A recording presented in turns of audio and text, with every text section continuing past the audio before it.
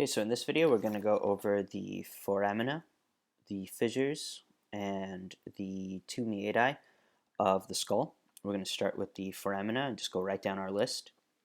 What we see here on the left, I've actually inputted all the nerves, veins, and arteries that are actually transmitted through the foramina. And remember, foramen is just an opening, a general opening in the body, and specifically these are going to be foramina of the skull.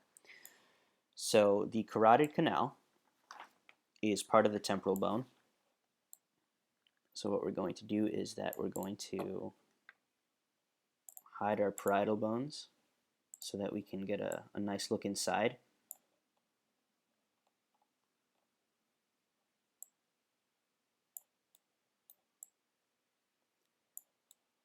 And I'm going to highlight the carotid for you. And you could see it being transmitted in there. So this is a inferior view. Here's our temporal bone. And you can see that the carotid canal is very large. And it is kind of medial in comparison to some of these other foramina that we're going to get to. So I'll give you another angle.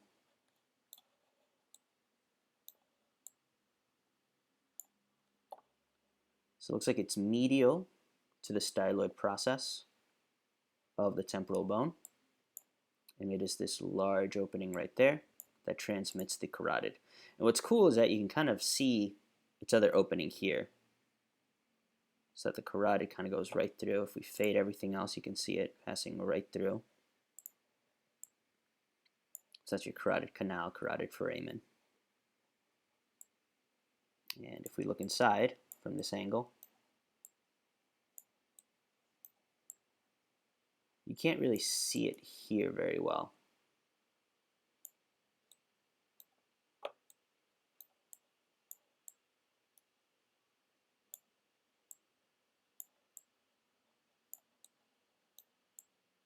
Oops. Okay.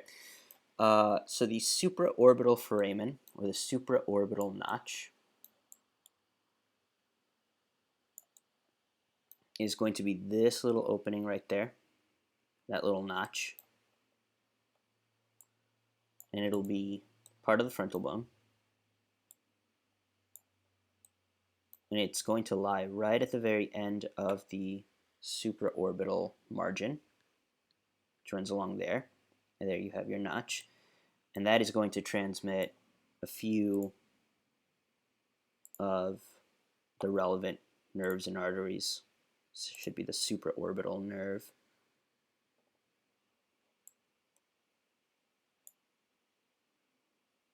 Right through there. So supraorbital notch, or the supraorbital foramen. The infraorbital foramen is this big guy down here in the maxilla. So the maxillae are going to have one on either side. Those are going to also transmit, all these are pretty much going to be transmitting cranial nerves, branches of the cranial nerves, as well as arteries and veins. So if we look at our skull, this anterior aspect, supraorbital foramen, infraorbital foramen, supra, infra. The mental foramen is going to be down in the mandible, and it is this opening right there.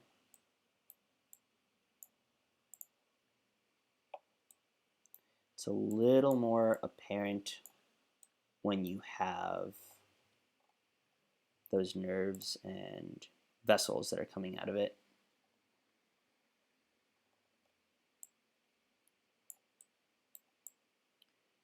Try to get a good sense of where it is. I mean, I think those are just kind of spots that they've added for effect in the skull, but that's the actual foramen right there.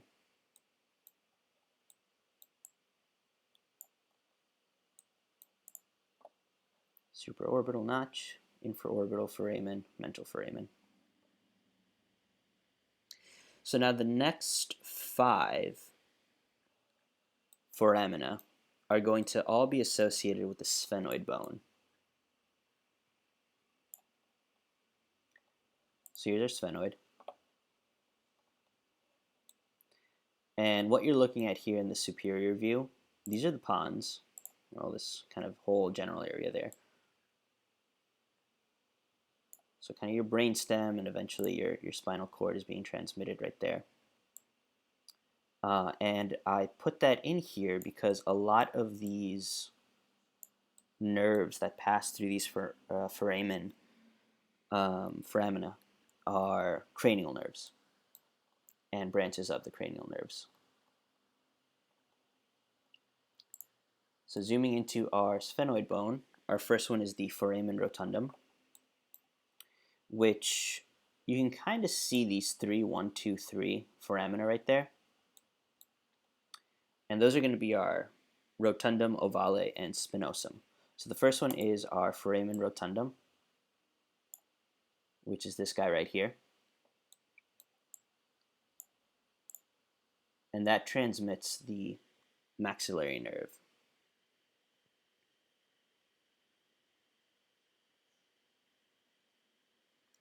It's just a branch of the trigeminal nerve.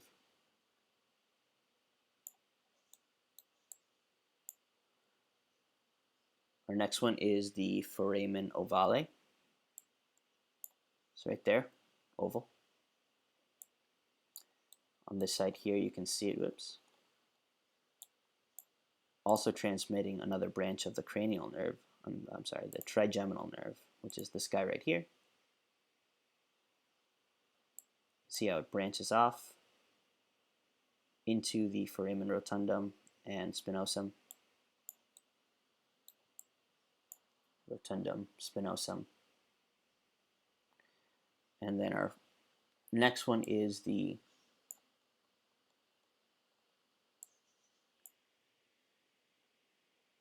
I'm sorry, I think I misspoke. Foramen rotundum, foramen ovale, and then spinosum is this bottom one right here.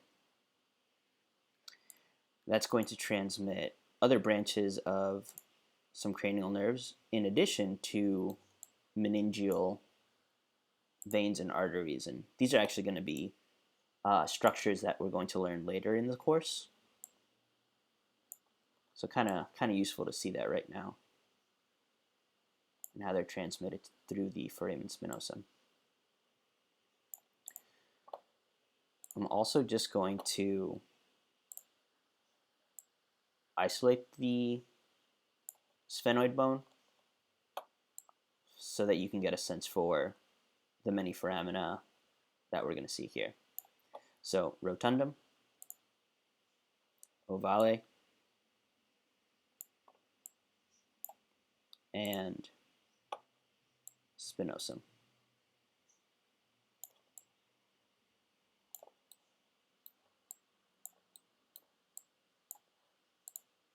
So what you got here is a superior view, anterior, posterior, lesser wings, greater wings, sella turcica, sphenoid bone.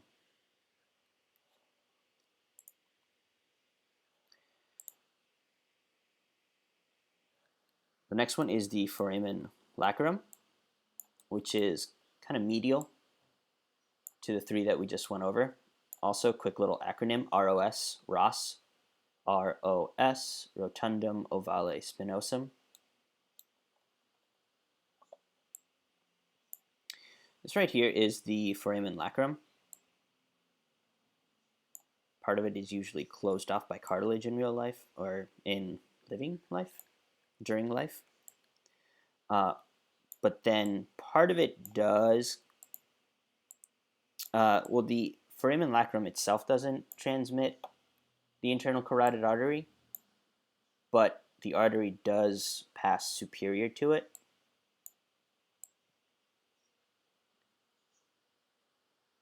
Let's see if I can kind of show you what I mean by that. So if I start hiding some of these bones,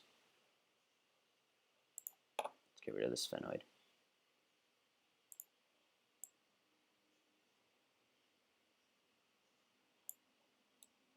this area right here is the foramen lacerum, and you can see that that's the carotid canal right there. So it might be better if I show you on the left side where I actually have the vessels.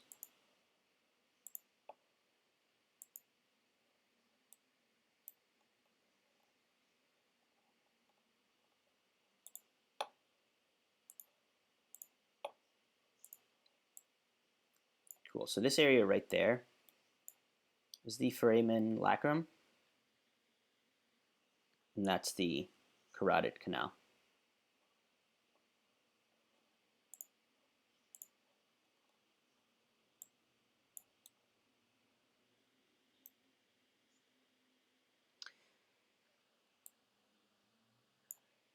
So the last big one of the sphenoid bone is going to be the optic foramen, or the optic canal. So when we go back to our sphenoid bone,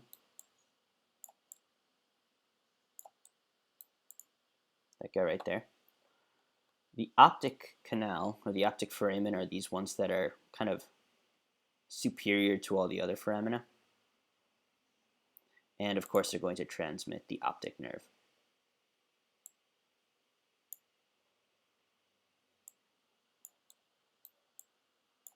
It's the optic nerve, and if you're looking at the orbit, you can kind of see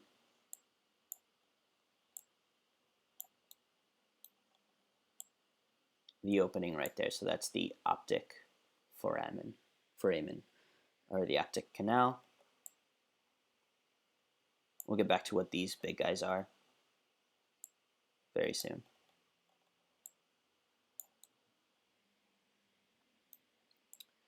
So the jugular foramen is going to be kind of in the occipital bone. So we'll highlight the internal jugular vein for you to get a sense of where it transmits through. It's going to be a very large foramen as well. If we go back to our inferior view, let's get rid of the hyoid.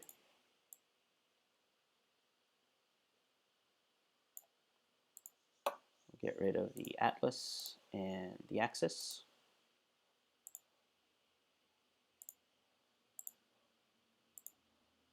Your occipital condyle. So the large foramen that is more anterior is the carotid canal, and the one that is posterior is the jugular foramen. And you can tell that that's kind of right there in the occipital bone, and it'll transmit the jugular.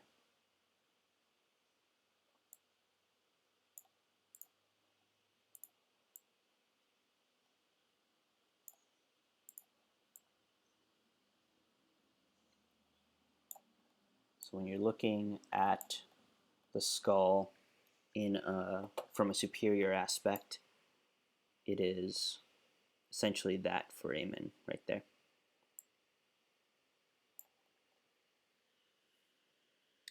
Next is the hypoglossal foramen, also within the occipital bone. And those are going to be kind of in this area here, which is the foramen magnum, which is our very next structure. But they kind of lie on the insides of the basilar process. I'll try to get a better view for you, because what these foramina do is that they transmit the hypoglossal nerve. So that's the hypoglossal nerve coming out of the brainstem, and you can kind of see where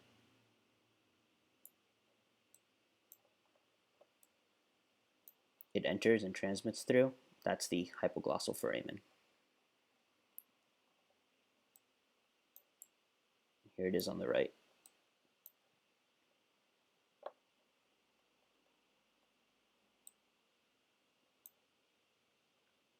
And then this large opening is the foramen magnum, and it transmits the brainstem.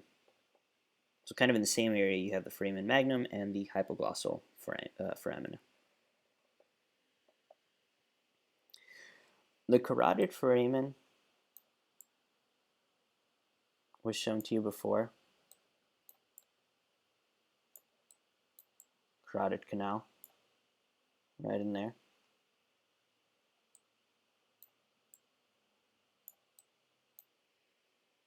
And then our last foramen will be the stylomastoid foramen. Pretty easy to locate. Locate your styloid process, your mastoid process, and it's pretty much sandwiched between the two. It's going to be that foramen right there. It'll transmit the facial nerve. So let's look at it on the left. Styloid process, mastoid process, and that little opening right there is the stylomastoid foramen.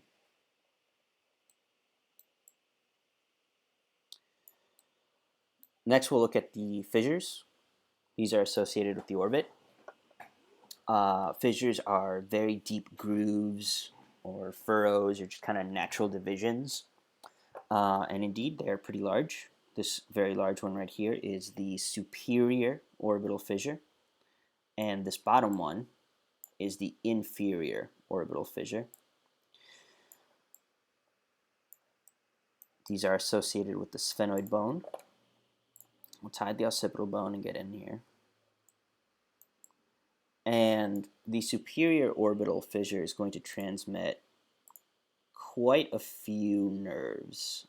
The ocular motor, the trochlear, the abducens, and these are all cranial nerves. And you can kind of see them coming out of the brainstem and just transmitting through.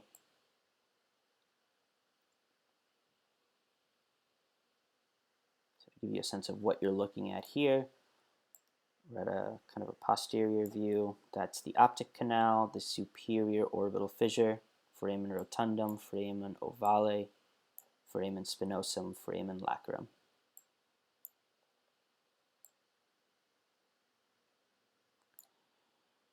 As far as the inferior orbital fissure goes,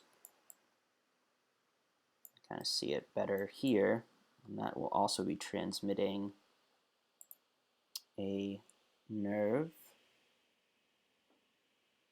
Should be the zygomatic branch of the facial nerve. No.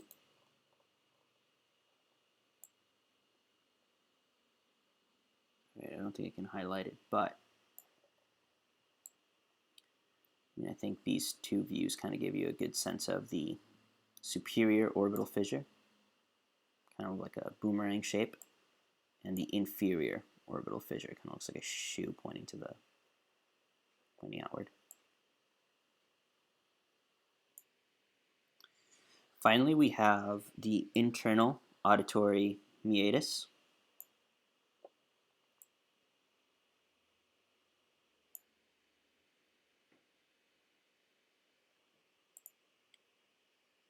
Let me try to get a good view of this.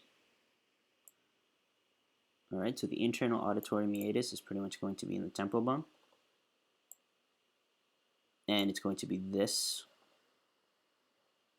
two foramina right there. They're going to transmit the vestibulocochlear nerve.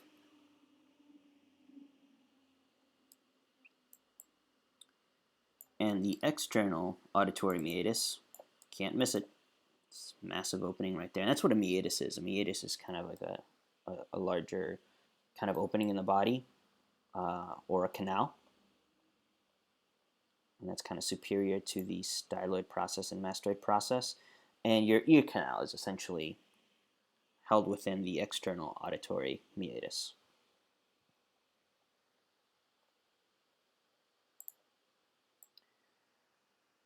So I think as far as the foramina go, the aspects that you should be most familiar with and be able to identify all the openings are going to be this anterior aspect, where you'll have your supraorbital foramen, infraorbital foramen, mental foramen, supraorbital foramen, infraorbital foramen, mental foramen.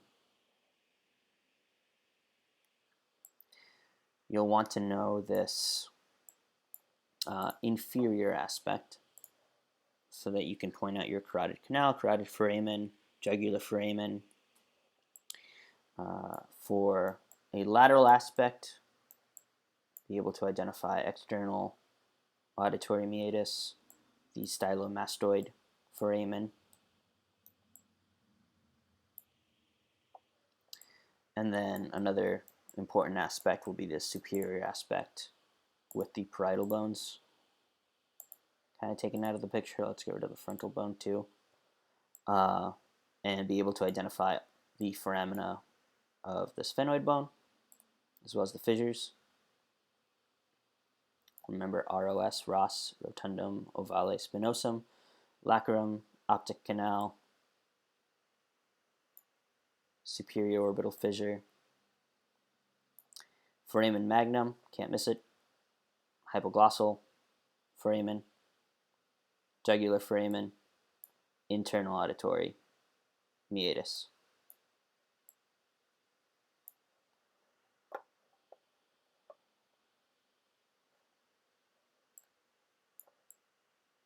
That's it for this.